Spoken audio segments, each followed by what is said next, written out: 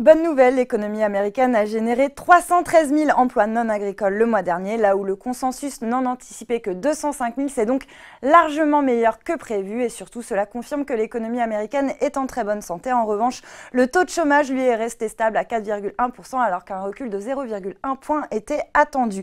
Après un plus haut testé à 5 293 points à Paris après la publication de ces très bons chiffres sur l'emploi, le courant acheteur est retombé finalement comme un soufflé. Au final, le CAC 40 ne grappille que 0,39% à 5 274 points et gagne 2,68% sur la semaine. Côté valeur, Lagardère est lanterne rouge du SBF 120. Le groupe de médias a pourtant publié des résultats annuels solides, mais les perspectives prudentes sont lourdement sanctionnées par le marché. Pour 2018, Lagardère anticipe en effet seulement une stabilité du résultat opérationnel à taux de change constant, après avoir dégagé une croissance élevée de 6,7% en 2017. SPI est également à la peine malgré l'annonce d'une progression de 7,4% du bénéfice net ajusté à fin 2017. La marge d'EBITDA a en revanche reculé de 600 points de base à 6,3% pour 2018.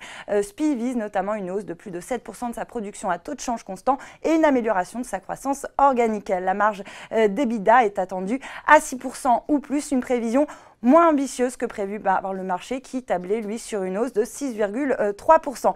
Orange et TF1 ont annoncé qu'ils avaient enterré la hache de guerre, ce qui fait grimper le titre TF1 pour le 4e jour consécutif avec un gain de 2,34%, quand Orange grappille 0,71% sur le CAC à 14,22 €. Selon Le Monde, donc Orange accepterait de verser entre 10 et 13 millions d'euros par an à TF1 pendant 4 ans pour diffuser donc un ensemble de services. À noter également que Canal+ a annoncé qu'il allait permettre à tous ses abonnés de suivre la soirée des enfoirés sur TF1. Enfin, en queue de peloton du CAC, Valeo qui continue de reculer et clôture sous les 55 €. CMCIC a pourtant relevé son opinion de neutre accumulé sur le titre tout en revoyant à la hausse son objectif de cours qui passe de 58 à 62 €. Les analystes estiment que la chute de titre depuis la publication des résultats annuels représente une opportunité pour se repositionner sur le dossier.